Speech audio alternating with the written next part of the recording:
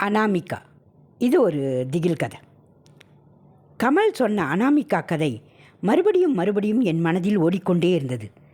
பல நாட்களுக்கு முன் ஏதோ ஒரு சந்தர்ப்பத்தில் சொல்லப்பட்ட கதை இது. இப்போது வீட்டில் தனிமையை உணர்ந்த இந்த இரவு நேரத்தில் நினைவுக்கு வருவது உத்தமம் இல்லைதான். கல்யாணம் முடிஞ்சு வர நாளைக்கு காலையில் ஆகும், வீட்டை பூட்டிட்டு தூங்கு, அப்படியே போய் படுத்துறாத. அம்மா சொல்லிவிட்டு போனது நினைவு வர மாடிப்படிகளை கடந்து வீட்டின் முற்றத்தை அடைந்து வீட்டின் கதவை அடைத்து தாள் போட்டபோது மணி 12 தொட்டிருந்தது. அனாமிகா இந்த நேரத்தில்தான் தனக்கான இரையை தேடுவாள். கதை மீண்டும் ஞாபகத்தில் நின்றது. அனாமிகா பல நூற்றாண்டுக்கு முன் இருந்த ஒரு கொடூரமான அரசி. ஆண்களில் சிறியவர் பெரியவர் என்ற பாகுபாடு கிடையாது. அவளுக்கு பிடித்தவர்களை எந்த வயதினர் என்றாலும் அரண்மனைக்கு அழைத்து வந்து அவர்களை கொடூரமாக கொன்று விடுவாள். முதலில் சைத்தான்களுக்கு கோவில் கட்டிய ராணி. அவள் கொன்ற பல உடல்கள் அந்த கோவிலில்தான் புதைக்கப்படும். ஒரு கட்டத்தில் புரட்சி வெடித்தது. அனாமிகாவுக்கு எதிராக மக்கள் கிளர்ச்சி செய்தனர்.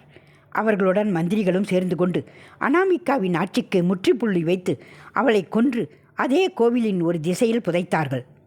ஆனாலும் அதன் பின் அந்த ஊரில் யாரெல்லாம் அவளை பற்றி பேசுகிறார்களோ நினைக்கிறார்களோ அவர்கள் முன்பெல்லாம் அவள் தோன்றுவாள். வேறொரு பெண் வடிவத்தில் அவர்கள் முன் தோன்றி அவர்களை மயக்கி கொன்று விடுவாள். இப்போதும் கூட அனாமிகா உயிர்ப்போடு தான் இருக்கிறாளாம். இந்த உலகில் எந்த ஆண் அவளை முழுதும் மனதில் நினைத்து கொண்டு இருக்கிறானோ அவனை தேடி இரவில் அனாமிகா வருவாள் என அவன் சொன்ன கதை அப்போது பெரியதாக எனக்கு தோன்றவில்லை. இப்போது ஐயோ, இதோடு பலமுறை அவளை நினைத்து விட்டேனே. வந்துவிட்டாள் என்றால் என்னை கொலை செய்து விடுவாள். நிச்சயம் கொடூரமான முறையில் கொலை செய்து அவளது கோவிலுக்கு எடுத்துச் சென்று விடுவாள். எப்படியாவது அவளின் நினைவுகளை விட்டு வெளியே வர வேண்டும். அவளை நினைக்கக்கூடாது. முடிவெடுத்தேன். ஜென் துறவி சொன்ன குரங்கு கதையைப் போல எங்கு பார்த்தாலும் குரங்குக்கு பதில் அனாமிகா. மணி 1 காட்டியது. தூக்கம் வரவில்லை எனக்கு. இவ்வளவு பயத்தில் தூக்கம் எப்படி வரும்? ஜன்னல் வழியே வெளியே பார்த்தேன். இருள் சூழ்ந்து கொண்டிருந்தது. வீட்டின் முன் விதைக்கப்பட்ட சோளம் உயர்ந்து வளர்ந்து கிடந்தது. சில விட்டில் பூச்சிகள் நிலா ஒளியில் விளையாடி கொண்டிருந்தது. ஏதோ ஒரு உருவம் தூரத்தில் நின்று என் வீட்டை பார்த்து கொண்டிருந்தது.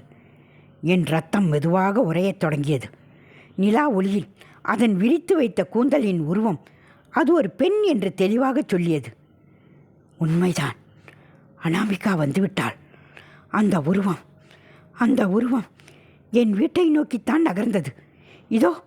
இதோ வந்துவிட்டது. காலிங் பெல் சத்தம். அந்த இரவு நேர அமைதியில் அந்த ஒளி அங்கிருக்கும் பல பூச்சிகளை அசௌகரியப்படுத்தியிருக்கும். பதிலுக்கு அவையும் ஒலி எழுப்பியது.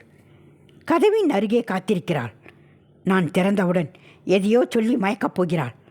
அதன் பின் நாளை நான் இருக்கப் போவதில்லை. எப்படி தப்பிப்பது? நடக்காத காரியம்.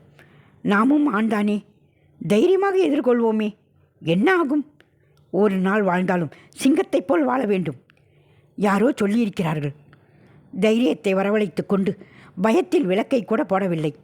இருட்டிலே படிகளை கடந்தேன். நீளமான முற்றத்தை கடந்து கதவை அடைய வேண்டும்.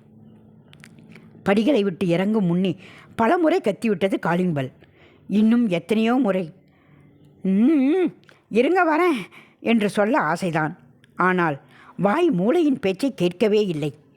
ஒரு வழியாக முற்றத்தை கடந்து கதவுக்கு வந்தேன். ஏற்கனவே கதவு துவாரத்தில் நுழைந்து கொண்டிருந்த சாவியின் தலையை கடிகார வட்டத்தில் திருப்பினேன். கதவு திறந்து கொண்டது. மெதுவாக அதை பின்னோக்கி இழுத்து வெளியே தலையை நீட்டினேன். வெளியே நான் நினைத்தது போலவே ஒரு பெண் நின்று சிரித்து கொண்டிருந்தாள். அந்த இரவின் சிறு வெளிச்சத்திலும் பிரகாசமாக இருந்தாள். நான் அவளை கவனித்து கொண்டே நடுங்கும் உதடுகளை பயன்பாட்டிற்கு கொண்டு வந்து கேட்டேன். யார் நீங்க? அனாமிகா சொல்லி அவள் சிரித்திருப்பாள். நான் பார்க்கவில்லை. அதற்குள் அனாமிகாவில் முடியும் போதே கதவை பூட்டியிருந்தேன்.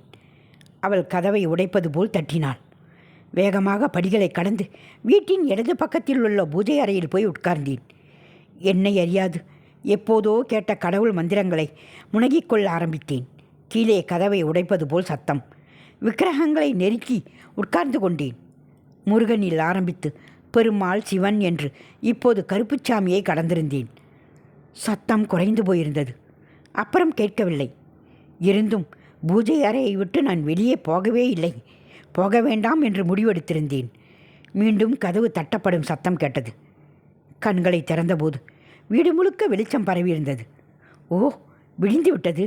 என்னை அறியாது சிரித்துவிட்டு அங்கிருந்த கடவுளுக்கு அனைவருக்கும் நன்றி சொல்லி எழுந்து கதவருகே போனேன். அம்மாவின் குரல் வெளியே கேட்டது.